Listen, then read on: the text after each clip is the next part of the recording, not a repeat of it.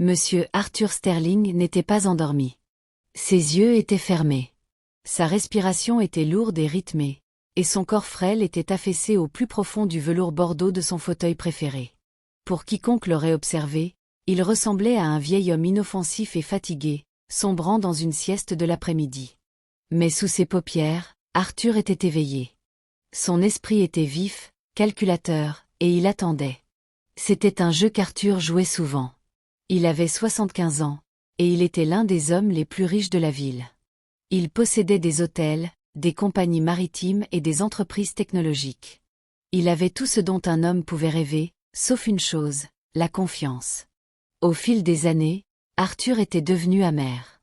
Ses enfants lui rendaient rarement visite, et quand il le faisait, il ne parlait que de son testament. Ses associés lui souriaient, mais aiguisaient leurs couteaux dans son dos. Même ses anciens employés lui avaient volé. Des cuillères en argent, de l'argent de son portefeuille, des vins rares. Arthur en était venu à croire que chaque être humain sur Terre était cupide. Il croyait que si l'on donnait à une personne la chance de prendre quelque chose sans se faire attraper, elle le prendrait. Aujourd'hui, il allait tester à nouveau cette théorie.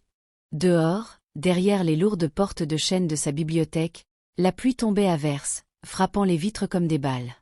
À l'intérieur, le feu crépitait chaleureusement.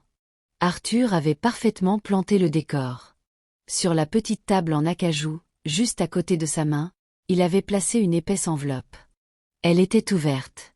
À l'intérieur se trouvait une liasse de billets de $100, pour un total de $5000. C'était assez d'argent pour changer la vie d'une personne pauvre pendant un mois. Les billets dépassaient visiblement, comme négligemment oubliés par un vieillard sénile. Arthur attendait. Il entendit la poignée de la porte tourner. Une jeune femme nommée Sarah entra.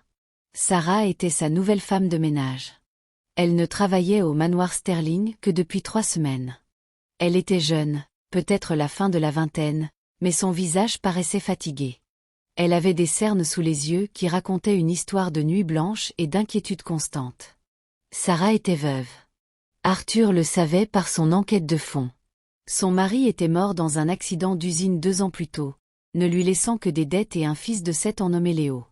C'était un samedi, et habituellement Sarah travaillait seule, mais aujourd'hui les écoles étaient fermées pour réparation d'urgence à cause de la tempête. Sarah n'avait pas d'argent pour une gardienne. Elle avait supplié la gouvernante, Madame Higgins, de la laisser amener son fils au travail, promettant qu'il resterait silencieux comme une souris. Madame Higgins avait accepté à contre-cœur, avertissant Sarah que si Monsieur Sterling voyait l'enfant, ils seraient tous les deux jetés à la rue. Arthur entendit les pas feutrés de la femme de ménage, suivis par les pas encore plus légers et doux d'un enfant. « Reste ici, Léo » chuchota Sarah. Sa voix tremblait d'anxiété. « Assieds-toi dans ce coin, sur le tapis. Ne bouge pas. Ne touche à rien. Ne fais pas un bruit.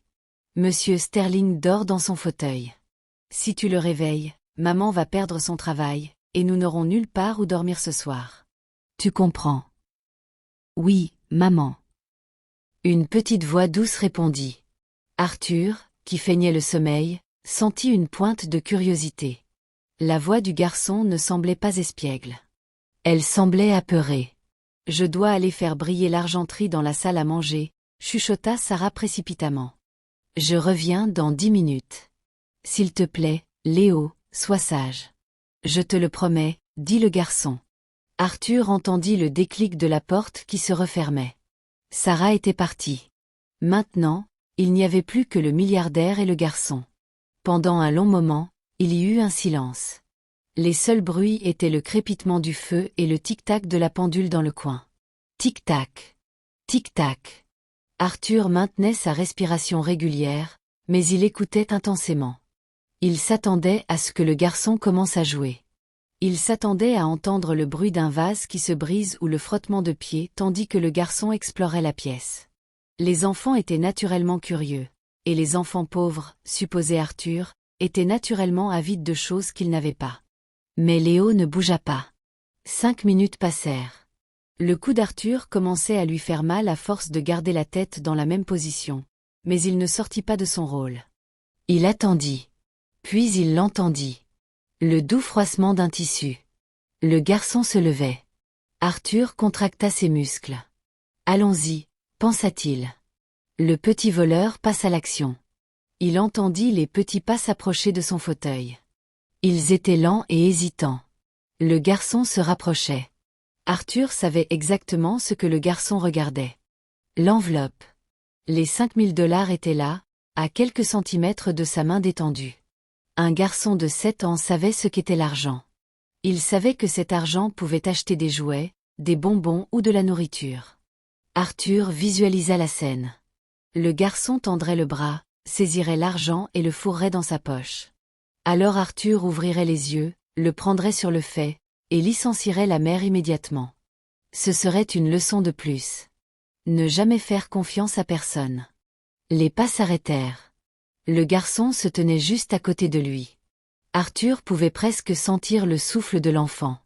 Il attendit le froissement du papier. Il attendit la main qui se saisirait de l'argent, mais cette main ne vint jamais. Au lieu de cela, Arthur sentit une étrange sensation. Il sentit une petite main froide toucher doucement son bras. Le contact était léger, à peine le poids d'une plume. Arthur lutta contre l'envie de tressaillir. « Que fait-il » se demanda-t-il, en vérifiant si j'étais mort. Le garçon retira sa main. Puis Arthur entendit un lourd soupir de l'enfant. « Monsieur Arthur » chuchota le garçon. C'était si faible, à peine audible par-dessus la pluie. Arthur ne répondit pas. Il ronfla doucement, un faux ronflement grondant. Le garçon bougea. Puis Arthur entendit un bruit qui le déconcerta. Ce n'était pas le bruit de l'argent qu'on prenait. C'était le bruit d'une fermeture éclair. Le garçon enlevait sa veste. « Que fait ce gamin » pensa Arthur, son esprit en ébullition. « Est-ce qu'il se met à l'aise ? Est-ce qu'il va faire une sieste, lui aussi ?» Puis Arthur sentit quelque chose de chaud se poser sur ses jambes. Arthur se pencha en avant, son visage à quelques centimètres de celui du garçon. Il plongea son regard dans les yeux de Léo, cherchant un mensonge, cherchant la cupidité dont il était si sûr qu'elle existait chez tout le monde. « Est-ce que c'est toi qui m'as mis ta veste » demanda Arthur.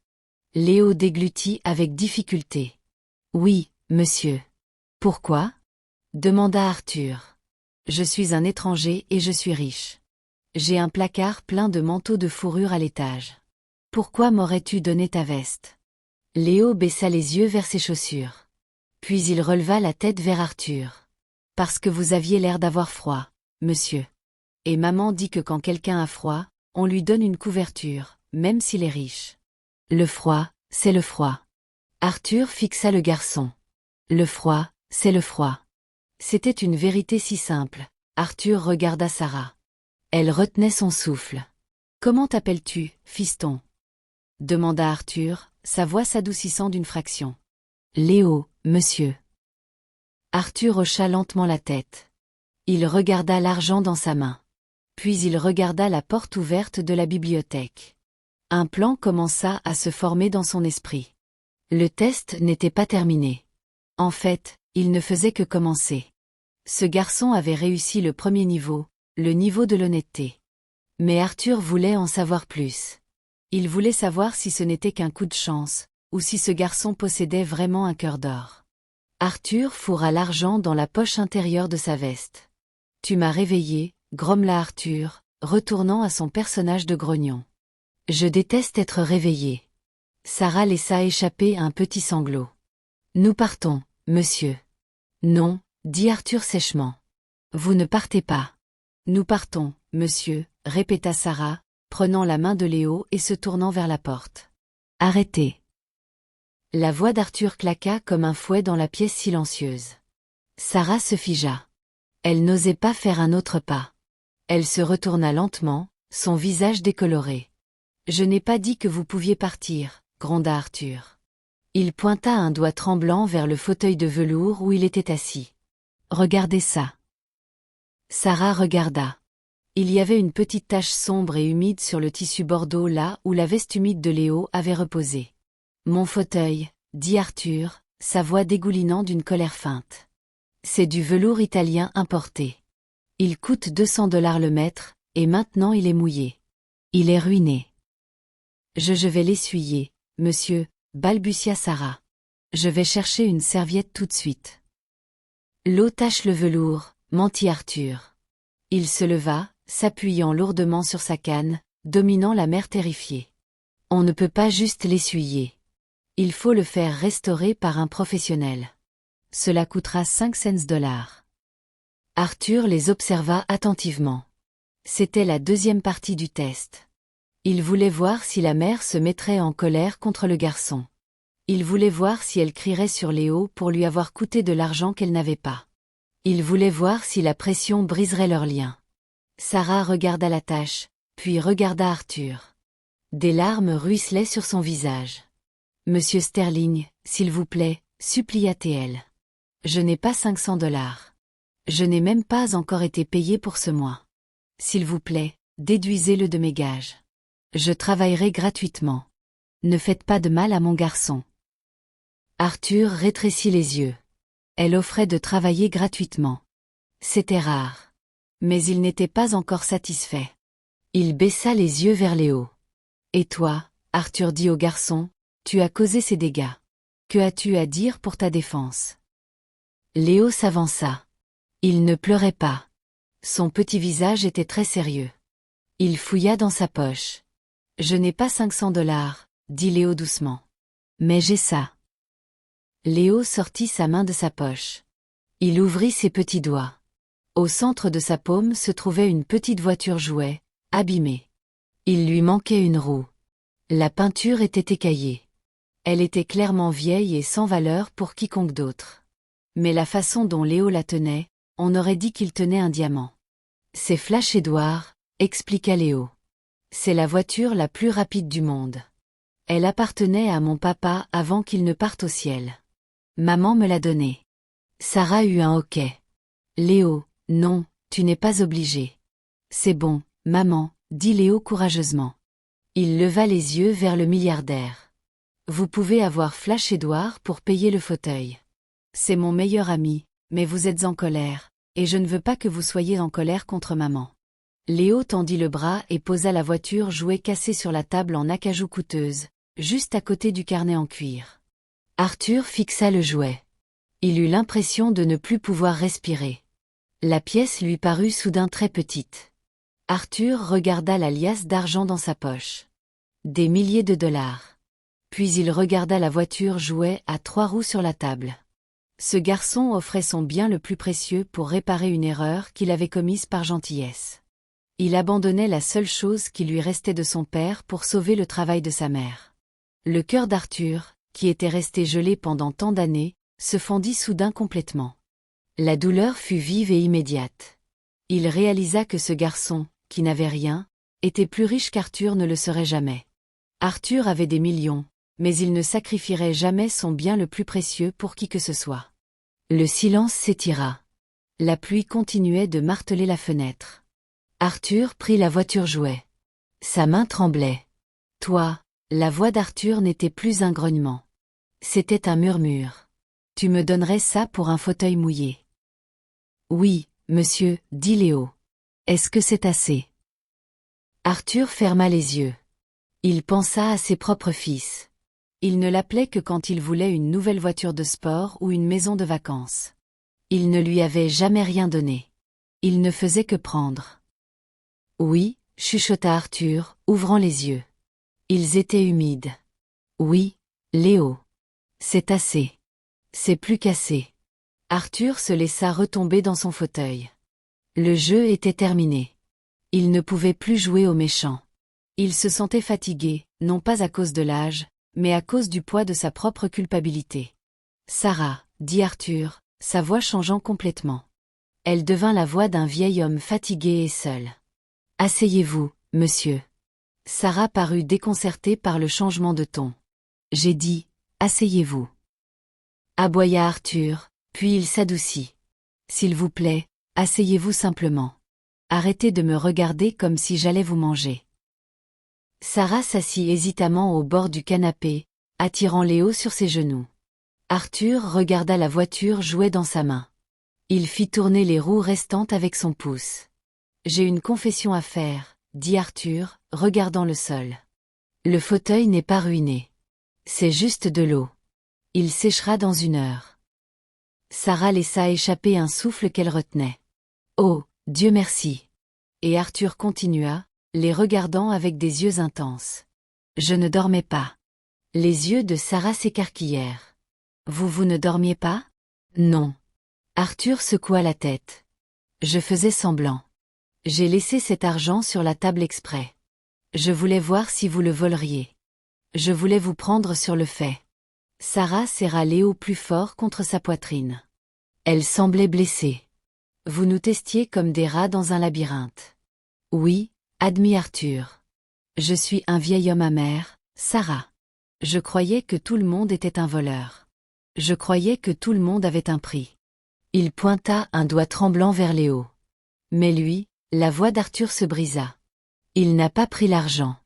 Il m'a couvert. Il m'a couvert parce qu'il pensait que j'avais froid. Et puis il m'a offert la voiture de son père. Arthur essuya une larme de sa joue. Il se fichait que sa femme de ménage le regarde. Je me suis perdu, chuchota Arthur. J'ai tout cet argent, mais je suis pauvre. Vous n'avez rien. Pourtant, vous avez élevé un roi. Arthur se leva. Il marcha jusqu'à la cheminée et prit une profonde inspiration. Il se retourna vers eux. Le test est terminé, annonça Arthur. Et vous l'avez réussi, tous les deux. Il fouilla dans sa poche et en sortit l'épaisse enveloppe d'argent. Il s'approcha de Sarah et la lui tendit. Prenez ceci, dit Arthur. Sarah secoua vigoureusement la tête. Non, monsieur. Je ne veux pas de votre argent. Je veux juste travailler. Je veux gagner ma vie. Prenez-le, insista Arthur. Ce n'est pas de la charité. C'est un bonus. C'est le paiement pour la leçon que votre fils vient de m'enseigner. Sarah hésita. Elle regarda l'argent, puis les chaussures usées de Léo. S'il vous plaît, dit Arthur doucement. Achetez au garçon un manteau chaud. Achetez-lui de nouvelles chaussures. Achetez-vous un lit qui ne vous fait pas mal au dos. Prenez-le. Sarah tendit une main tremblante et prit l'enveloppe. Merci, monsieur Sterling. Merci. Ne me remerciez pas encore, dit Arthur. Un petit sourire sincère effleura ses lèvres pour la première fois depuis des années. J'ai une proposition d'affaires pour toi, Léo. Léo leva les yeux brillants. Pour moi. Oui, dit Arthur. Il brandit la petite voiture jouet. Je vais garder Flash Édouard. Il est à moi maintenant. Tu me l'as donné en paiement. Le visage de Léo s'assombrit légèrement, mais il hocha la tête. D'accord, un marché est un marché, mais Arthur continua. Je ne peux pas conduire une voiture à 3 roues. J'ai besoin d'un mécanicien. De quelqu'un pour m'aider à réparer des choses ici. De quelqu'un pour m'aider à me réparer moi-même. Arthur s'agenouilla, un mouvement douloureux pour ses vieux genoux. Il se retrouva ainsi à hauteur des yeux du garçon de 7 ans. Léo, comment aimerais-tu venir ici tous les jours après l'école? Tu pourras t'asseoir dans la bibliothèque. Tu pourras faire tes devoirs. Et tu pourras apprendre à ce vieil homme grognon à redevenir gentil. En échange, je paierai tes études. Jusqu'à l'université incluse. Marché conclu. Léo regarda sa mère. Sarah pleurait ouvertement maintenant, se couvrant la bouche avec les mains. Elle hocha la tête. Léo regarda de nouveau Arthur. Il sourit, un sourire édenté et magnifique. Marché conclu, dit Léo. Il tendit sa petite main. Arthur Sterling, le milliardaire qui ne faisait confiance à personne, prit la petite main dans la sienne et la serra. 10 ans passèrent. Le manoir Sterling n'était plus un endroit sombre et silencieux. Les lourds rideaux étaient toujours ouverts, laissant la lumière du soleil se déverser à l'intérieur. Le jardin, autrefois envahi par les mauvaises herbes et les épines, était plein de fleurs éclatantes. Par un chaud dimanche après-midi, la bibliothèque était pleine de monde. Mais ce n'était pas une fête. C'était un rassemblement d'avocats, d'hommes d'affaires et d'un jeune homme nommé Léo. Léo avait maintenant 17 ans. Il était grand, beau, et portait un costume impeccable. Il se tenait près de la fenêtre, regardant le jardin où sa mère, Sarah, arrangeait des fleurs. Sarah n'avait plus l'air fatiguée. Elle semblait heureuse. Elle était maintenant à la tête de la Fondation Sterling, gérant des millions de dollars donnés à des œuvres caritatives chaque année. La pièce était silencieuse car l'avocat lisait le dernier testament de monsieur Arthur Sterling. Arthur était mort paisiblement dans son sommeil 3 jours plus tôt. Il était mort dans le fauteuil Bordeaux, celui-là même où le test avait eu lieu 10 ans auparavant. Les enfants biologiques d'Arthur étaient là, 2 fils et une fille. Ils étaient assis de l'autre côté de la pièce, l'air impatient. Ils regardaient leur montre. Ils chuchotaient entre eux pour vendre la maison et se partager la fortune. Ils n'avaient pas l'air tristes. Ils avaient l'air cupides. L'avocat, monsieur Henderson, s'éclaircit la gorge. À mes enfants, M. Henderson lut le document. Je lègue les fonds de placement qui ont été établis pour vous à votre naissance. Vous ne m'avez jamais rendu visite sans me demander de l'argent. Alors je suppose que l'argent est tout ce que vous désirez. Vous avez vos millions. Profitez-en. Les enfants grognèrent, mais semblaient satisfaits. Ils se levèrent pour partir, ne se souciant pas d'entendre la suite. Attendez, monsieur Henderson dit, il y a plus. Pour le reste de ma succession, mes entreprises, ce manoir, mes investissements et mes économies personnelles. Je laisse tout à la seule personne qui m'a donné quelque chose quand je n'avais rien. Les enfants s'arrêtèrent. Ils se retournèrent, déconcertés. À qui? Exigea un fils. Nous sommes sa famille. Je laisse tout, lut l'avocat, à Léo. La pièce éclata en cris. Les fils étaient furieux. Ils pointaient Léo du doigt. Lui? Hurlait-il. Le fils de la femme de ménage. C'est une blague. Il a dupé notre père. Léo ne bougea pas. Il ne dit pas un mot. Il tenait juste quelque chose dans sa main, le frottant avec son pouce. L'avocat leva la main pour demander le silence. Monsieur Sterling a laissé une lettre expliquant sa décision. Il voulait que je vous la lise. L'avocat déplia un mot manuscrit. À mes enfants et au monde. Vous mesurez la richesse en or et en propriété. Vous pensez que je donne ma fortune à Léo parce que je suis devenu fou. Mais vous avez tort. Je paie une dette. Il y a 10 ans, un samedi pluvieux, j'étais un mendiant spirituel. J'avais froid, j'étais seul et vide. Un garçon de 7 ans m'a vu frissonner. Il n'a pas vu un milliardaire. Il a vu un être humain. Il m'a couvert avec sa propre veste. Il a protégé mon argent alors qu'il aurait pu le voler. Mais la vraie dette a été payée quand il m'a offert son bien le plus précieux, une voiture jouet cassée, pour sauver sa mère de ma colère. Il m'a donné tout ce qu'il avait, sans rien attendre en retour. Ce jour-là, il m'a appris que la poche la plus pauvre peut contenir le cœur le plus riche. Il m'a sauvé de mourir en homme aigri et haineux. Il m'a donné une famille. Il m'a donné 10 ans de rire, de bruit et d'amour. Alors je lui laisse mon argent. C'est un petit échange car il m'a rendu mon âme. L'avocat termina sa lecture. Il regarda Léo. Léo. L'avocat dit, Monsieur Sterling voulait que vous ayez ceci. L'avocat tendit à Léo un petit écrin de velours. Léo l'ouvrit. À l'intérieur, posée sur un coussin de soie blanche, se trouvait la vieille voiture jouet. Flash Édouard. Arthur l'avait gardée pendant 10 ans. Il l'avait polie. Il avait même fait réparer la roue manquante par un bijoutier avec un petit morceau d'or massif. Léo prit le jouet. Des larmes coulaient sur son visage. Il se fichait du manoir. Il se fichait des milliards de dollars ou des gens en colère qui criaient dans la pièce. Son ami lui manquait. Lui manquait le vieil homme grognon qui l'aidait autrefois avec ses devoirs de mathématiques. Léo marcha vers sa mère, Sarah, qui était entrée du jardin. Elle le serra fort contre elle. C'était un homme bon, Léo, chuchota-t-elle. Il l'était, répondit Léo. Il avait juste besoin d'une veste. Les enfants en colère quittèrent la maison en trombe, jurant de porter plainte, mais ils savaient qu'ils perdraient. Le testament était inattaquable. Léo regarda autour de lui l'immense bibliothèque. Il regarda le fauteuil vide. Il s'approcha et posa la voiture jouet avec la roue en or sur la table d'appoint, juste à côté de la lampe. En sécurité, maintenant, chuchota Léo, répétant les mots qu'il avait prononcés 10 ans auparavant. Léo devint un milliardaire d'un genre différent. Il ne construisait pas des murs. Il construisait des écoles.